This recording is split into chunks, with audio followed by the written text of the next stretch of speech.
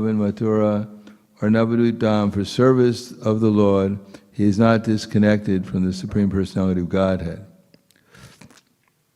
At any rate, we must understand the transcendental importance of Mathura, Vrindavan, and Navadvip Dham. Anyone who executes devotional service in these places certainly goes back home, back to Godhead, after giving up his body. Thus the words Mathura Bhagavan Yatra Nitya Sanihito Hari are particularly important. A devotee should fully utilize this instruction to the best of his ability. Whenever the Supreme Lord personally appears, he appears in Mathura because of his intimate connection with this place. Therefore, although Mathura and Vrindavan are situated on this planet Earth, they are transcendental abodes of the Lord.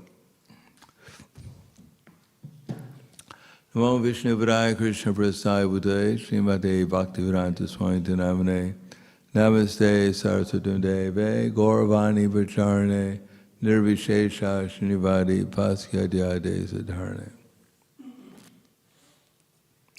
In the Bhagavad Gita, Krishna says, Naham Prakasha Sarvasha Yogamaya Samavrita Mudoyam Nabijananti Lokayam Ajam Avyam.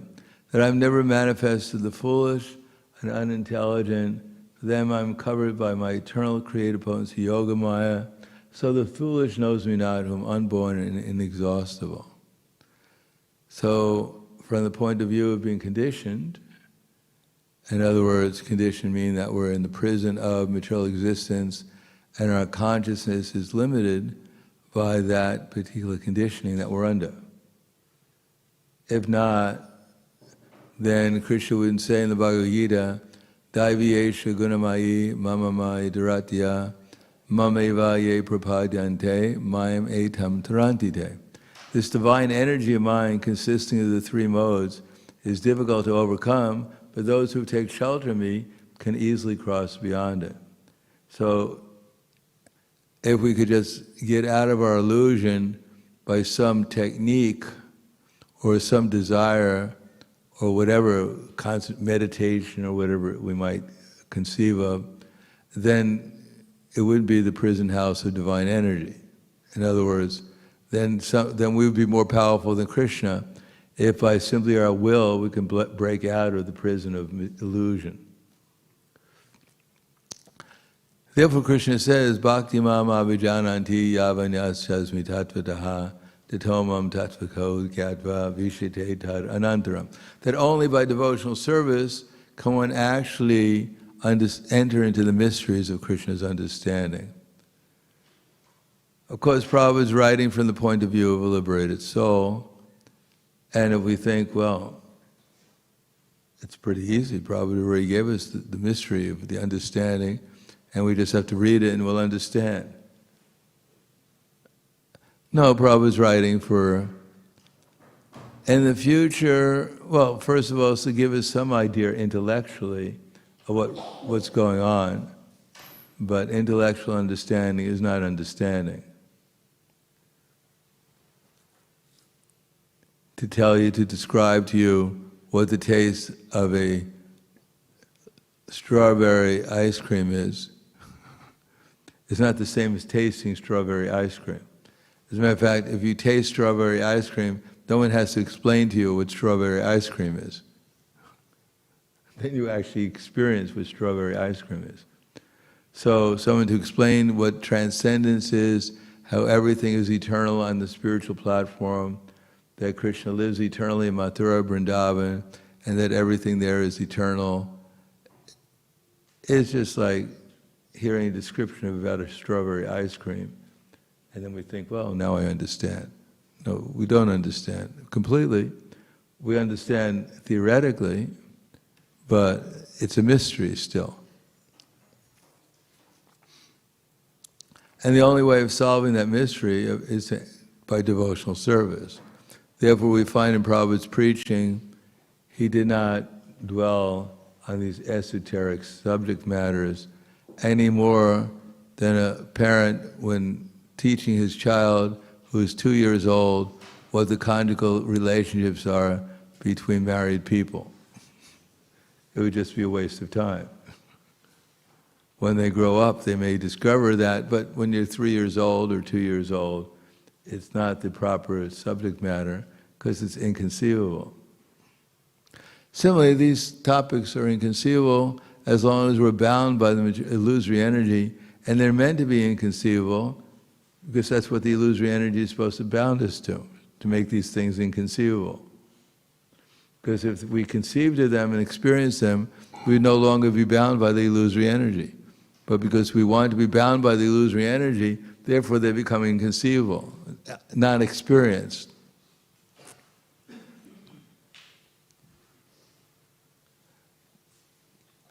Therefore, even Kamsa and Hiranyakashipu and others, even they had personal contact with Krishna, but that doesn't mean that they actually understood Krishna.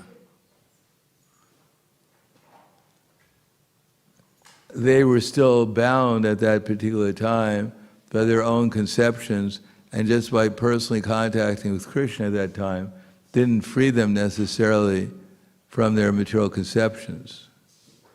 And therefore, even when they fought with Krishna, it was not that, wait a second, he happens to be the Supreme Personality of Godhead, so I better be particularly careful of dealing with him. No, they had no idea he was the Supreme Personality of Godhead. Just like Chanura, Mushtika, Toshala, and other wrestlers, when Krishna and Balaram entered into the arena to fight against the wrestlers, then Mushtika told Krishna, Krishna said, actually it's not a good idea for me to fight against you. He said, you're big, strong wrestlers, as strong as mountains, and we're just cowherd boys. Sometimes we play with our friends in the forest when we wrestle, but you're on a different level. You're as strong as mountains. And Mushtika's reply was, oh, come on, Krishna, we know who you are. You're controlling the whole universe. Under your direction, the universe is created and maintained and annihilated. So therefore, you're a worthy opponent for ourselves. Talk about overestimating oneself. But that's the nature of the illusory energy. Yeah, you may have created the universe, but so what? We've been wrestling, against bigger opponents than you. Of course, we know what happened. Although the residents of Vrindavan, who there in Mathura, including the residents of Vrindavan, especially the residents of Mathura, though, they're thinking this is an uneven match between these delicate cowherd boys and these strong wrestlers. Therefore, they were very surprised when Krishna kicked Mushika in the head and killed him. And then when Balaram took up Chanura and whirled him around in a centrifuge until he lost his life and threw him on the ground, everyone was quite surprised. Wow, pretty good for a cowherd boy. And even Kamsa, he didn't think, well, let me surrender to these cowherd boys. Look what they did to these strong wrestlers. No, he took out his sword and he was prepared to fight with Krishna. Although Chanura and Mustika had understood that Krishna had just killed Kulya Valpita, an elephant stronger than 10,000 elephants, strong elephants, still they fought with him. So this is the history of the demons, we can see. So what's the difference between ourselves and the demons? Is that we're not even qualified to fight with Krishna. We walk around as if Krishna does, most of the time, at least I can say for myself, as if Krishna doesn't really exist. That I have my own pastimes, and Krishna has his maybe somewhere, but I have my pastimes. And we don't see it necessarily in relation with Krishna. And we still have this attachment to our material things. This is my family, this is my possession, this is my pen. If I lose it, I wonder, why did Krishna steal it from me? Where is he hiding it? Doesn't he have his own pen? Why does he have to take mine? So this is commonly called illusion. And of course, we don't have to lament that I'm an illusion, I'm a bad person. First of all, most people don't think like that. Most people think, I like my illusion. I wouldn't trade it for anyone else's. I'm having a good illusion. It may be an illusion, but it's a really good one. And as far as becoming Krishna conscious, it may be a little bit, it's the frog in the well story. As we all know, the frog was in the well, and he heard about the Atlantic Ocean, and he thought, maybe it's a little bit bigger than my well. He gave that much credit to the Atlantic Ocean.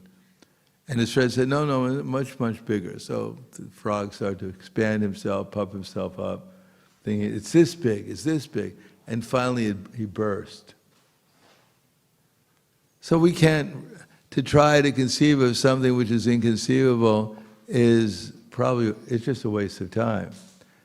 Whatever we're able to obtain, of course we can learn the techniques of how to concentrate more upon what we're hearing and what we're doing, do it with more care and attention. But we should understand we're going to have some limits. It's not that I went out, I did so much service for Krishna, and now I expect so much reciprocation from Krishna in proportion to my wonderful endeavor. Now it's assured I'm going to get something back from Krishna. And if he doesn't give me back exactly what I want, then I conclude he's ungrateful for my unlimited service. As if it's our service, as if we're the doer, and we deserve something in return. In other words, this fruit of mentality. I'm going out there, and I'm doing service, and I'm thinking I'm doing so wonderful, I'm such a wonderful devotee, I'm so empowered, everyone should surrender to me, etc., etc. And then we expect something back. We're not satisfied with the fact that Krishna has empowered me, and now I'm experiencing something beyond my normal state of consciousness, but I think I deserve a reward for it, other than just being in Krishna consciousness. So this is commonly called illusion, and under that illusion we don't make very much spiritual advancement.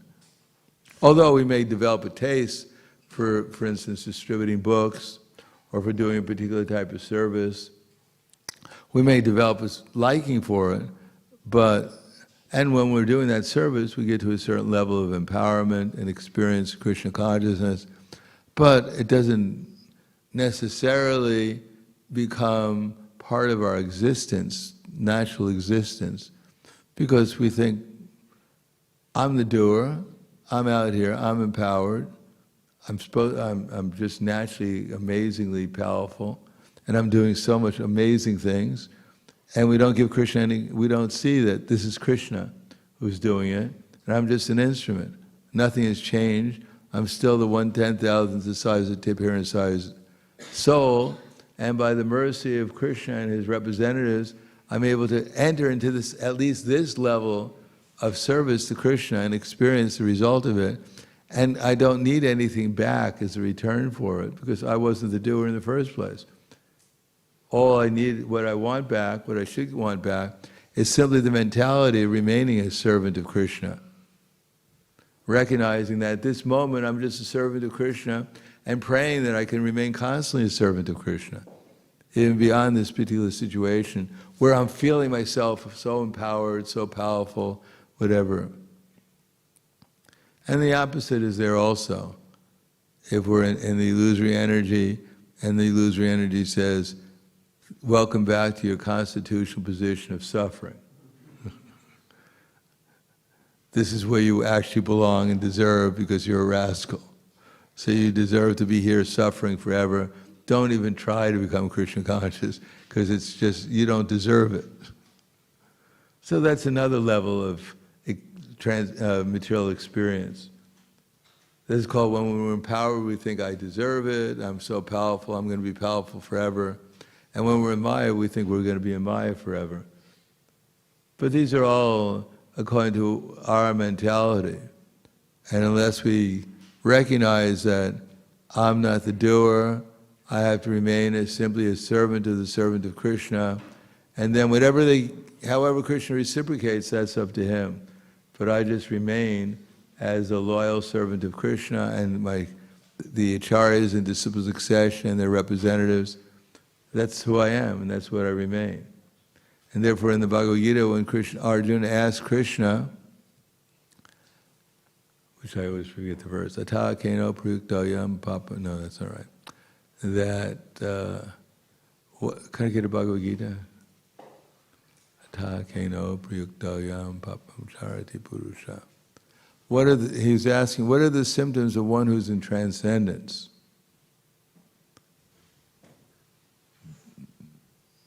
Thank you.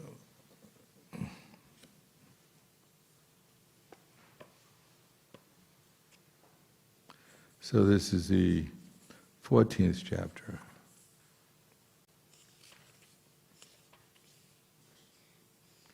Kerlingastringanang gunan. Kerlingastringanang etan. Atito bhavati prabho tringana kemachara gatams chaiva tringana ativartate. So lingas means symptoms.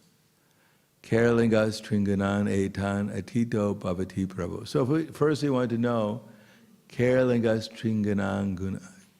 Keralingas trigunan etan. What is the symptoms of one who's atito bhavati prabho, who has transcended the modes of material nature? In other words, who's unaffected by the modes. So does that mean that there's a time where we're just like floating above the modes, and that they're not there anymore, they just disappear?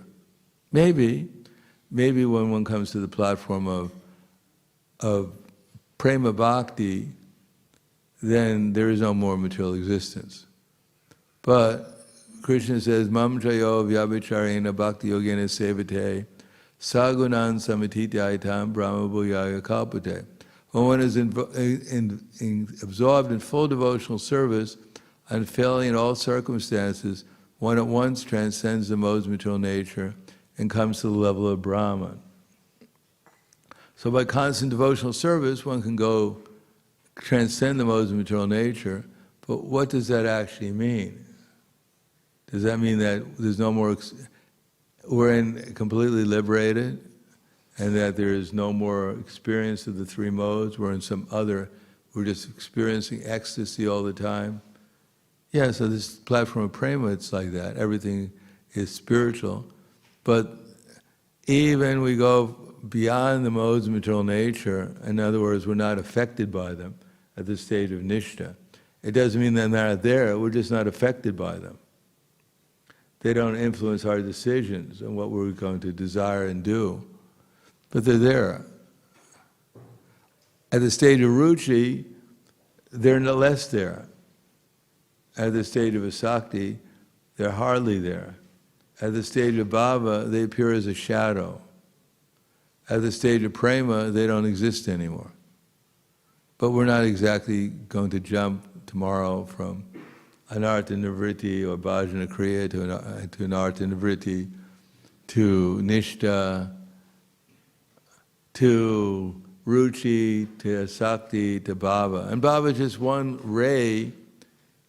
I mean, if asakti means that even our mind sometimes stops thinking about Krishna for a fraction of a moment, immediately it goes back. Does anyone have that experience here? That when it's constantly thinking of Krishna 24 hours a day, even in dreaming, and even if by some chance the mind becomes distracted from thinking about Krishna, immediately it goes back to thinking. Anyone on that platform? Don't be shy.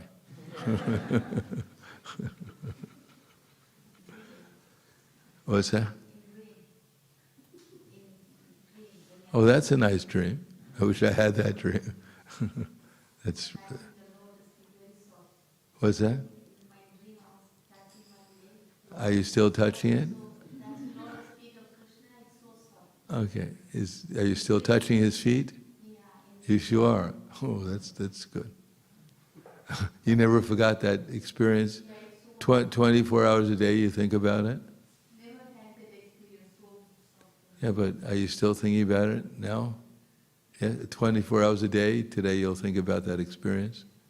You'll never forget it? throughout the 24 hours a day? What's that?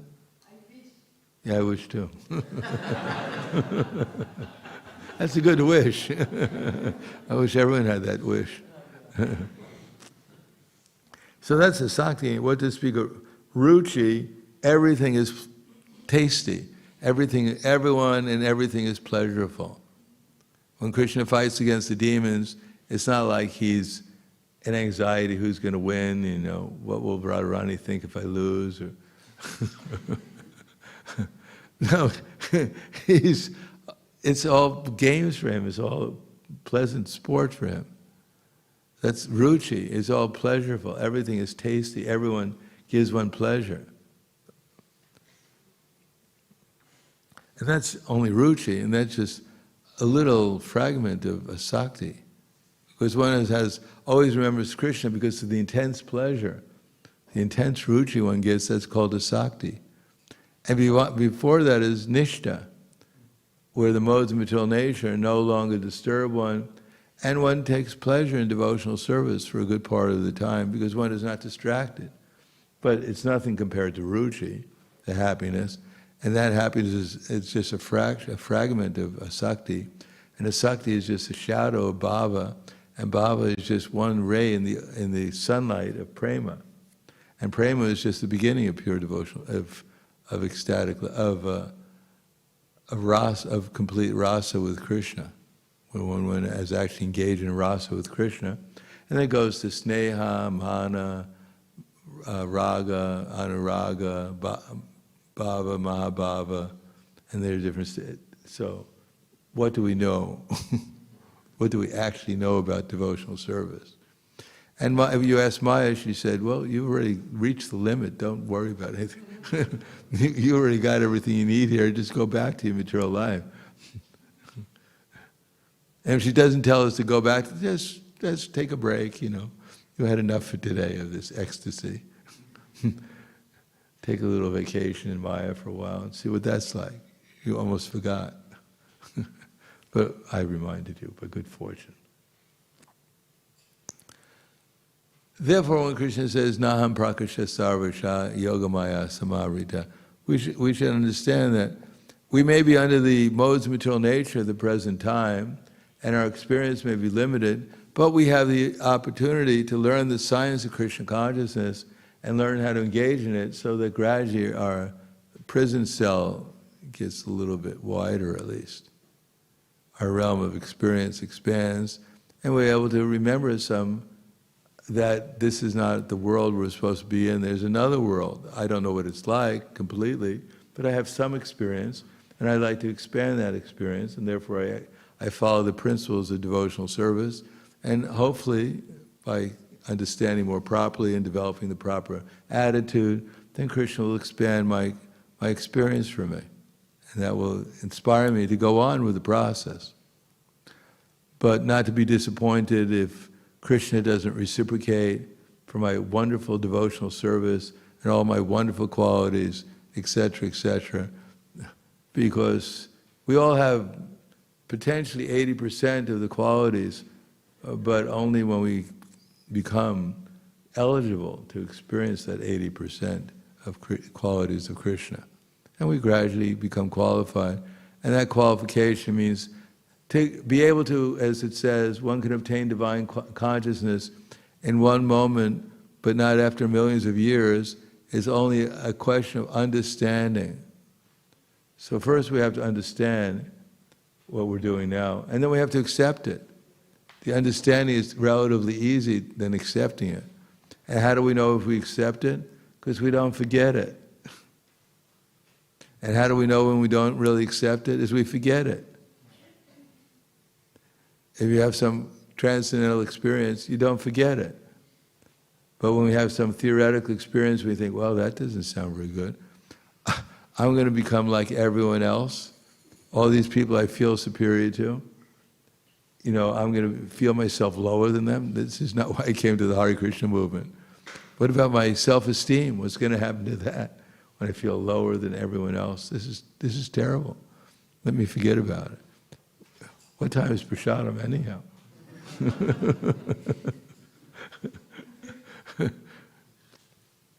Or that these people, Krishna is God, and He's eternally, He's everywhere. He's watching me all the time. This is worse than the NSA. And He's killing everyone, He's killing me.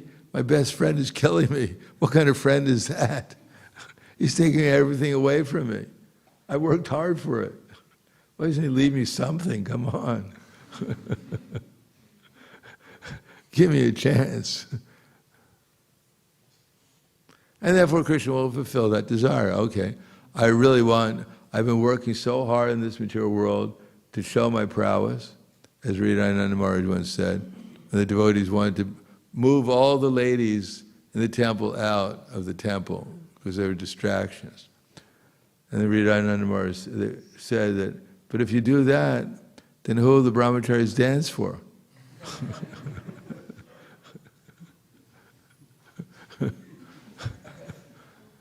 So we have all these ideas, all these conceptions. Yeah, yes, I'm a very sincere devotee. I really want Krishna. Everyone says I'm so advanced, I'm so nice, I know so much.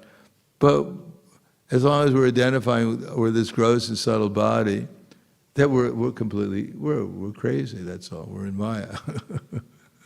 And we don't know what's really going on.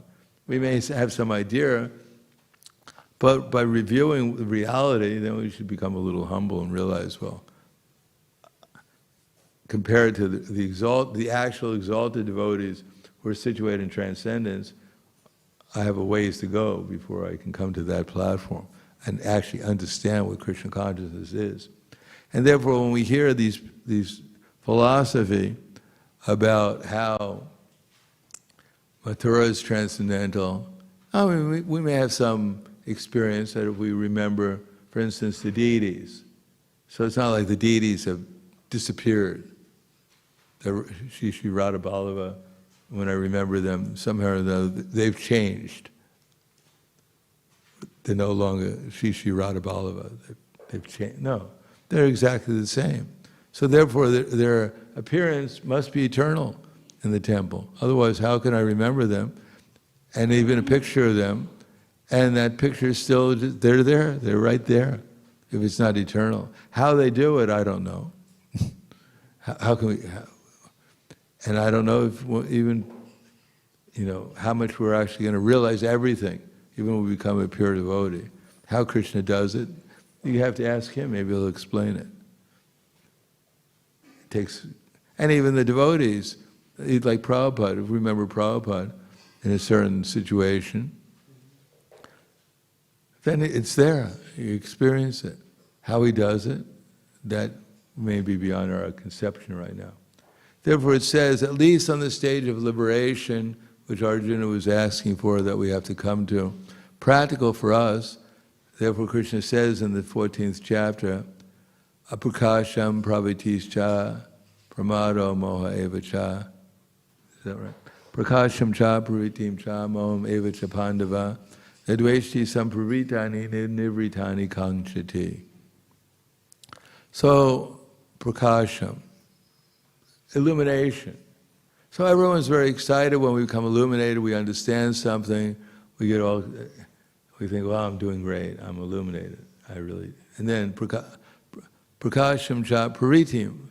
And then we feel excited sometimes that we're accomplishing so much, we're doing so many things. And then prakasham cha pravitim cha moham. Why did I fall in illusion? I did so many nice services for Krishna. I did so much for Him. I got so much intelligence, so much information. And now I'm depressed, I'm an illusion. I don't know what's going on. How is it possible that a great devotee like me could fall into illusion? Is it possible I'm not a great devotee yet? No. How can a great devotee think like that? How can a great devotee accomplish all the wonderful things I've accomplished? As if I'm accomplishing it all.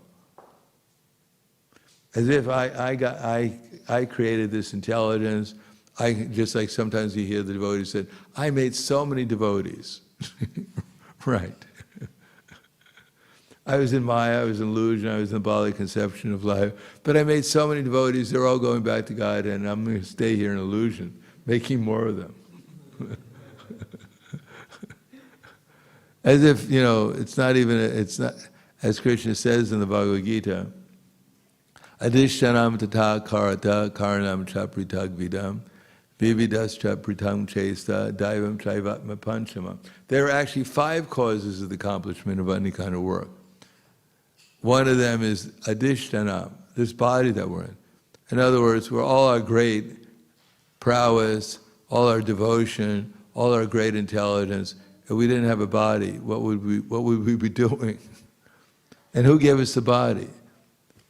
Did any of us, after going to college for 10 years, we learned how to construct a material body, and we made one, and then we entered into it to do our service for Krishna. Who made the body? Where did it come from? Even our parents, where did they get their bodies to make our bodies? So the body is provided by the material nature. We didn't create it. It's created by the material nature. Adita karta. And we're the karta, we're the desirer. So we have an influence on what's going on in our existence. It's not all arbitrary. We are responsible. Karanam, the senses, the working senses, these things, the body doesn't work unless there are senses to perceive things, and working senses to do something with the body. If our body is paralyzed, we can't do anything. We have a body, but it's inoperative. So the karanam, the senses, and chesta, the connection with the body, the influence of the false ego on us, that we actually believe we're the doers. And then there's Daivi, there's Krishna. So if we don't and he's directing the whole thing, sensing our desires, arranging through the material nature. So unless we give credit to Krishna and utilize whatever he's giving us, not thanks a lot, Krishna, for all this nice realization, all this nice advancement, and now I think I'm going to go back to the material world and enjoy, because I learned how to enjoy now. You've given me so much inspiration to become a better materialist than I was before.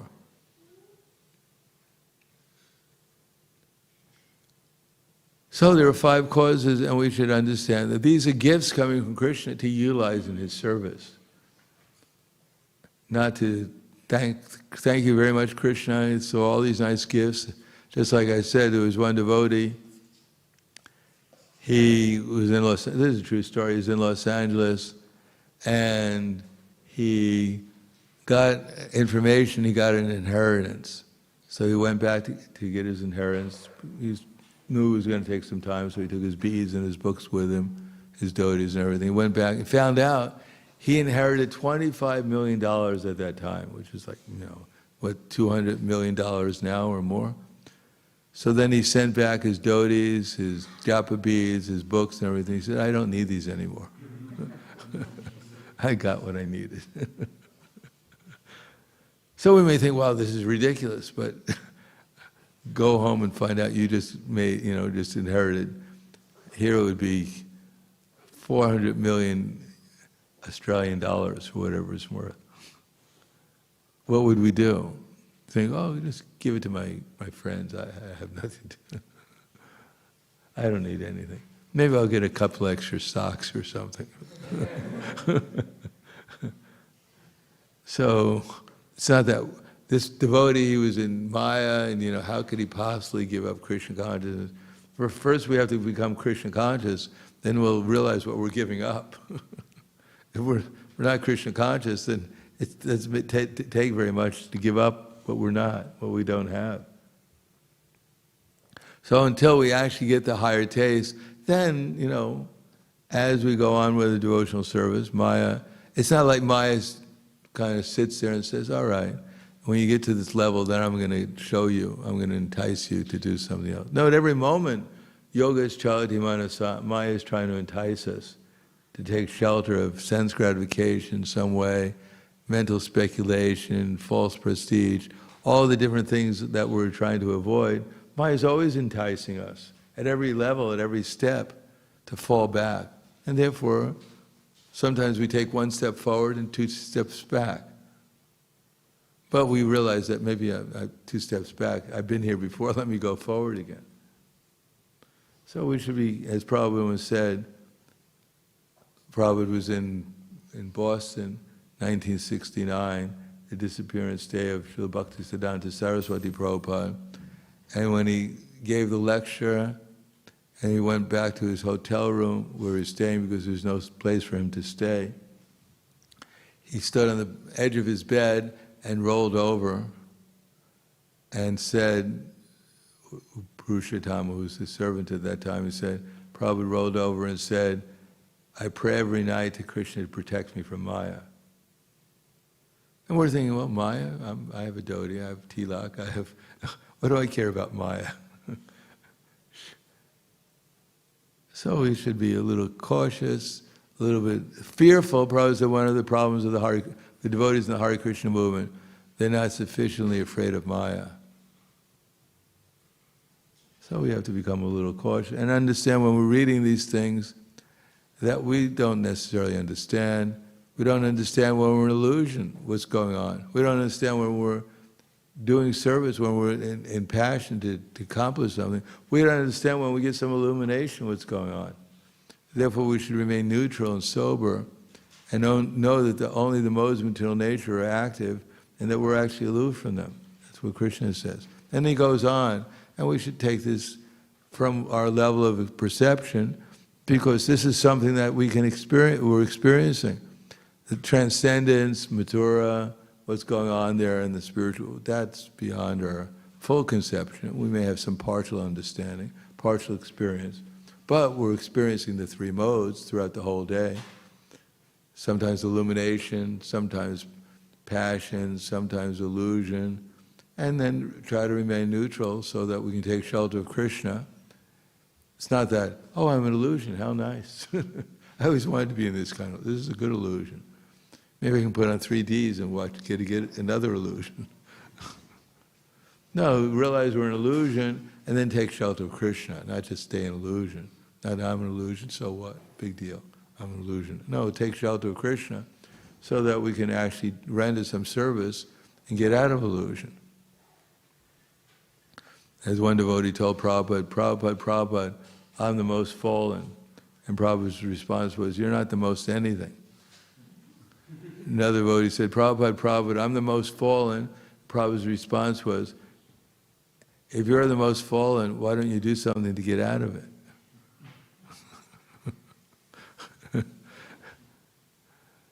So we should see these modes of material nature and then respond properly with our intelligence so that we can remain in Krishna consciousness and get out of these modes and transcend them by remaining, as it says, tat te nu kamparam susamikshamano punjana evatma kritam vipakam redvagva pubhirvi didanamaste jivete san bhukti sade sadaya bhak.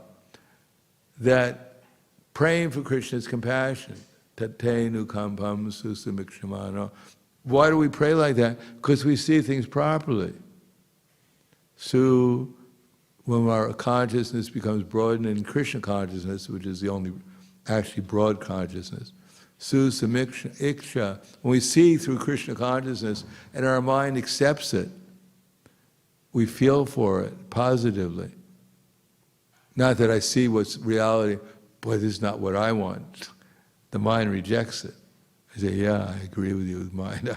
Let's get out of here. It's too dangerous. I'm going to feel myself, it's going to attack my false prestige. And that's what I've been cultivating so carefully. No, when the mind accepts it, susamikshamano, then bhujana evatma kritam vipakam.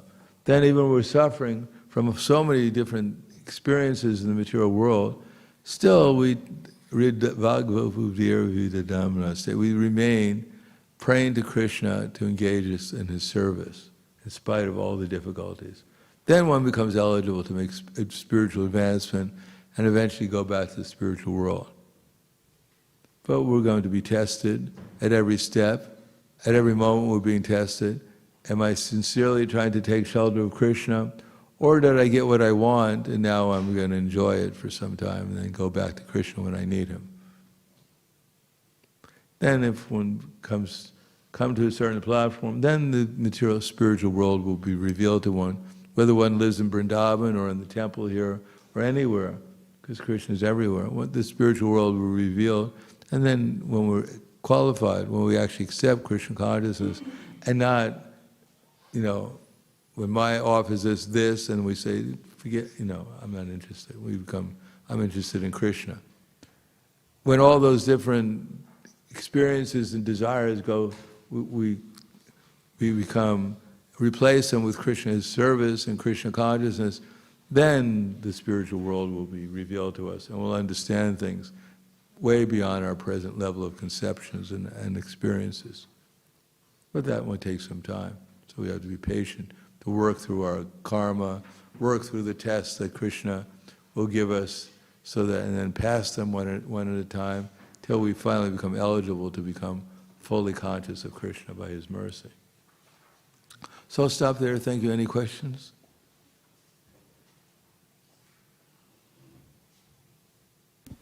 Yes. Hare Krishna Maharaj. In the higher stages of bhakti, is there still traces of the anathas? Or once you overcome the anatha nivritti, there's no more? No, anartha nivritti means that they may be there, they're present. The allurement may be there, but you're not allured by them. Vihaya kamayak sarvam pumam sharati nispriha nirmamo nirhankara sashanti madhigachati. Person who's given up all desires of sense gratification, who lives free from desires, who gives up all sense of proprietorship, is devoid of false ego, he alone can attain real peace. And that is the way of spiritual and godly life, after attaining which a man is never bewildered, being so situated, even after the hour of death, one can enter into the kingdom of God. So on that platform, no, one is in Krishna consciousness, one is experiencing way higher pleasure and love and perceptions than one in the material conditioned life is, and therefore he's not attracted to them. And therefore, if we're chanting japa and we get distracted for a moment and we actually forget to hear the holy name, it means that that's one of the things we have to overcome. And there may be more than one.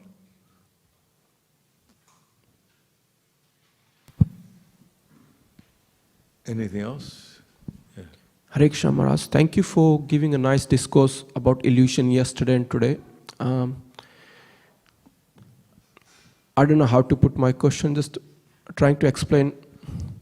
These stages of asakti, nishtha, ruchi, bhava, prema, there's a high level of, as a sadhaka we're practicing, but we trying to come out from anartha nivritti, and then we do little devotional. There is a definitely illusion, some degree of whatever we all we feel like, it's very hard to get out of it. And to get to Krishna, we have to have a prema to be with Him, right? So wait a second. Every devotee who chants Hare Krishna to some degree is with Krishna. Krishna is there and we're there, so to some degree we must be with Krishna. So we're already with Krishna. Radha Vallabha, Shri Radha Vallabha, they are Krishna. So we are with Krishna. It's just that Krishna is there, we're there, but our minds are somewhere else sometimes.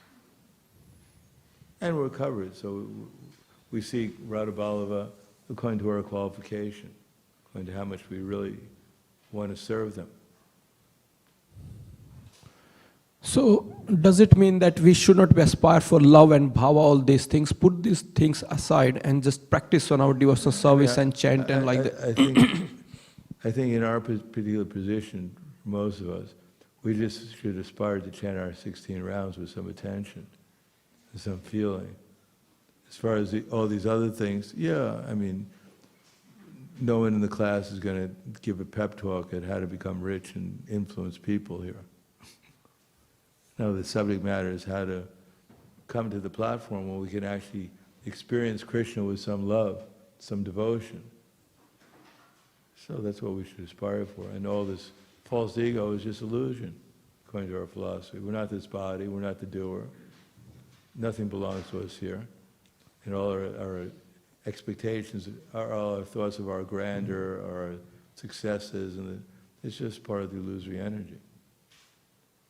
Now, the false ego is not going to accept that completely, but we should try to understand, at least intellectually, and not get carried away by our illusions. Thank you, Maharaj. So does it, what I understood from myself as a sadhaka, so even the anartha nivarti, when someone is sincerely trying to practice, that person can achieve Krishna? Does it, that trying to explain me? There's a process of going, by the process of sadhana bhakti, when executed, for instance, avoiding the 10 offenses, when one can chant in Shuddha Nam, then he transcends the modes of material nature, and from there he can engage in spontaneous devotional service and develop eventually his feelings towards Krishna will be awakened within himself, you could say. But at our level, we're trying to increase our devotional service. We're trying to make our service more steady and more in the proper consciousness, in the proper attitude. We're not trying to imitate someone on a higher level, because it's a waste of time. We find out where we're at the present time, and then we try to improve it, what we're doing in devotional service. Whether it's our sadhana or our service, we try to improve it, make it better. For instance, I have a lot of administrative work, so it's an improvement for me if I sit down at the beginning of the day and I organize what I'm going to do throughout the day. That would be an improvement. I have this to do, I have this to do, this is the priority. So that's an improvement in service to Krishna, practical improvement. But if it's all left spontaneously and whatever happens, that's not an improvement. That's just almost like whimsical. Thank you, Maharaj. Anything else? Yes. Hare Krishna Maharaj, thank you for the nice class. Maharaj, you were mentioning how we are so attached to our family, our possessions and our things. So Maharaj, I wanted to ask, even though we are involved in the process of bhakti, we are not ready to acknowledge the need to move beyond our attachments. So Maharaj, how should we practice devotional service? I mean, in what mood should we hear and read so that we're able to, which will help us when we're trying to become detached of those things? Well, first thing we should do is, wherever we are, acknowledge that everything here belongs to Krishna. Everyone and everything belongs to Krishna. Then we should think about, what does Krishna want me to do with the energies he gave me? So we don't give up our family, we don't give up our body, we don't give up anything. We just think about, how does Krishna want me to engage in this particular moment? And then we try to remember Krishna's instructions in the Bhagavad Gita and the instructions of Krishna's representatives, what they would want us to do. Then when it becomes clear what they want, they'll humbly inquire what I should do, either through Guru, Sadhana, and Shastra, with Krishna's energies. The next thing is I should try to do it in a mood to try to please Krishna. In a positive, with care and attention, etc.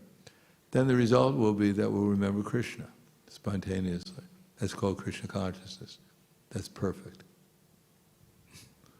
Thank you. Yes. Thank you, Maharaj. Maharaj, you mentioned about the prison house being bigger and bigger, like with illusions. Like we come to Krishna consciousness and it's like a bigger prison. So like there's like, even devotional service can be in different modes of material nature. Yeah, of course. So my question is like, I hear that a guru's words are like instructions are coming down from Krishna. But then we also hear like many fall downs of gurus, like how to understand that it's, it can be worshipped by Krishna and it's coming from the guru is Krishna. repeating the message of Krishna. but he has to hear it also and practice it. So his words, first of all, the actual guru is in everyone's heart as a super soul. So the guru is a super soul. He reminds everyone, including the guru, what the acharyas in disciplic succession have said. And therefore, when the guru gives instructions, he knows it's not his instructions, it's instructions coming from his spiritual master. And when he sees his disciples and followers following that instructions, he learns from them how to become a better servant of his spiritual master. But if he doesn't take those instructions so seriously sometimes, he may get himself into trouble, because he may take other instructions coming from other sources other than the Guru Parampara and become attracted to them, and then he may get into trouble. But if he's repeating the message of Krishna in disciplic succession, then he's a bona fide representative of Krishna, as long as he's doing that.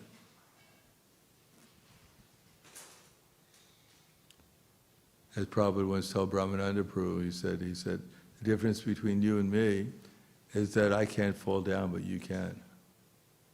So until we come to the platform, even beyond Nishta, or in the case of Bharat Maharaj, even beyond the preliminary stages of bhava, there's less and less possibility of falling down, but it's there. As soon as we become distracted from acting as an instrument for Krishna, then there will be a fall down, either perceivable or imperceivable. Therefore Krishna says, Apichad siddharacharo bhajante mamananibhak sadoreva samantavyak samya viravasita hisaha. Even one can miss the most abominable activity, if he's engaged in devotional service, he should be considered saintly.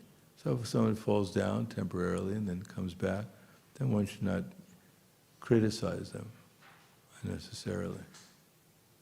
You should be a little wary if someone's claiming that they're a Mahabhagavad. Mahabhagavats don't fall down. Even people on this platform of liberation generally don't fall down. So therefore, one may be aware that this devotee is not on the highest platform, that's all. But if he's engaged in devotional service, still one should at least respect them within his mind.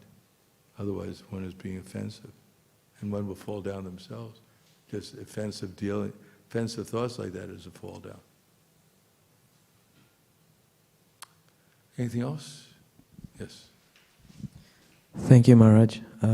Very amazing discourse again. Firstly, I'd like to repeat the statement that you made, which was so amazing. If we could break the illusion of Maya at our own, then we'd be stronger than Krishna, and therefore taking shelter of him is mandatory. That was so profound. Just repeating Bhagavad Gita. Thank you so much. Good. Good. Maharaj, my question now is, how can we, in daily action, realize non-doership as taught in the Gita, particularly when we are engaged in some service that we are held responsible for, and we try to maintain proper standard by others involved in that service? Did you say duality-ship or what? Doership, false doership. I am the karta. And our first business is to, as Krishna says, Prabhupada writes in the purport, as Krishna says in 1857, our first business is to try to understand where we are. We're in the kingdom of Krishna, the kingdom of God. The whole place belongs to Him. The next thing is that we have to think about, what does Krishna want me to do with His energies?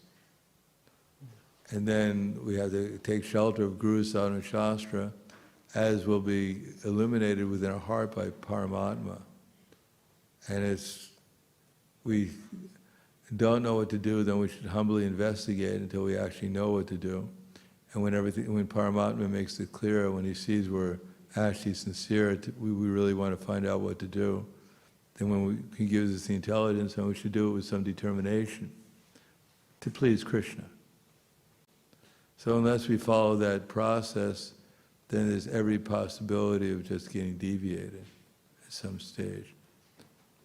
Unless we first understand that everything here belongs to Krishna, everything I have belongs to Krishna, and I should utilize things for Krishna's service under the direction of Guru, Sadhana, and Shastra. with the help of Paramatma within my heart. And when everything becomes clear, then do it with determination to please Krishna. Then we'll make some progress. Maharaj, the follow-up from that is that when we are trying to do that, we may not have this full awareness and even proper knowledge, but in the association of devotees, as we make our humble attempt to do that, sometimes, this doership is triggered in us when we are, let's say, falsely accused, or an accusatory finger is pointed at us, and we try to defend ourselves or anything like that. Who's yourself? Yes, Maharaj. So that's why I'm saying the identification with the mind and we're in devotional service and practice. So if we don't, every moment our activities are not perfectly in Krishna consciousness, and then we think, how is it possible that such a great devotee of me could ever commit a mistake? That's another product of illusion, false ego. Yes, And when we make a mistake, then we have to humbly acknowledge it. Even Parikshit Maharaj, when he garlanded Samika Rishi, and then he just garlanding him with a dead snake, then he started to think, I committed an offense, I'm sorry, I should get the reaction. Not that I'm a pure devotee, I was born in the womb. I saw Krishna personally in the womb of my mother. I'm Parikshit, I'm the emperor of the universe, I don't commit mistakes. Or if I do, who cares, just a dead snake, big deal. So if we make a mistake, we should acknowledge it and then understand that I should learn something from it. I find that when a mistake's been made, at that time I find it is easier to internally reconcile that yes, I made a mistake, I should be humble and admit. I find the situation becomes more challenging when you've not made a mistake and you've been kind of falsely being accused of. Yeah, there's no fault. Well, of course, from Krishna's point of view, when he was falsely accused of stealing the Shamantaka jewel, he didn't say, well, all right, they accused me. Maybe I did it, I don't remember. Or who cares, He went out and he did what was necessary to clear up his name. He went out and found Prasenna was killed by the lion, and he found the dead lion. He traced his footsteps to Jambavan's cave, and he fought with Jambavan to 28 days. So it's not like we're just passive fools. But we do it in a Krishna conscious way. Not out of false ego, but if that's what Krishna wants us to do. But we don't think, these devotees are actually demons, how can they accuse no, we're all in ignorance to one degree or another. And part of my ignorance is that I think this wasn't arranged by Krishna for my purification, for others' purification too. So I should act as an instrument, a humble instrument, and recognize I should correct this situation so that, people in my situation don't get falsely accused in the future. And so if I can correct the situation, I'm doing a service for Krishna, and also, it's another test Krishna put me through, how to properly utilize this circumstances to serve him. Thank you so much, Maharaj. Yes. Hare Krishna Maharaj. So in Bhagavad Gita, it says that as long as we are acting under the three modes, we should perform our prescribed duties and give up the results. So that's karma yoga. But as you were mentioning yesterday, that no one knows their prescribed duties. So should we be concerned about that, or as devotees we just practice Bhaktivedanta? No, there's two types of prescribed duties. What I mentioned is that in terms of the Varnashram duties, the Varnashram duties all meant for Yagya Vai Vishnu. In other words, the Shudras, they cooperate with the Vaishyas who grow the agricultural products, especially the milk, so they can make ghee for the sacrifice. And they have the gold and whatever else they've gotten through trade, and they give some proportion of that to the Kshatriyas, who organize the sacrifices for the Brahmins to chant the mantras and accomplish the different things that Yagya is supposed to accomplish. So but everything is based upon yaga by Vishnu. That the Vaishyas are supposed to serve Vishnu for the sacrifice, the Kshatriyas arrange the sacrifice for Vishnu, and the Brahmanas perform the sacrifice, trying to make Vishnu pleased. So that we don't have the opportunity. There's no one can chant the mantras, no one has the capacity to chant the mantras to appease Vishnu in that way, through the Vedic sacrifices. Therefore, collecting Vaishyas, collecting ghee for the Kshatriyas who perform the sacrifice, it's not going to happen in the Kali Yuga. But there's another Swadharma, that is we get up in the morning, we attend Mangalarati, and we chant our japa, we hear Śrīmad Bhāgavatam, we worship the deities, we serve the devotees here and chanting with them and serving them for the sacrifice of the Sankirtan Yagya. So that's our prescribed duty, Sankirtan Yagya in this age. Krishna Varnam Tusa Krishna Sangopangastra Parashidam Jaganai Sankirtana Prayera Yanti Sumadasa. Those who have some intelligence, they'll perform this prescribed duty of engaging in the Sankirtan movement of Chaitanya Mahaprabhu. This is our prescribed duty. Thank you. Yes? Okay. Thank you very much.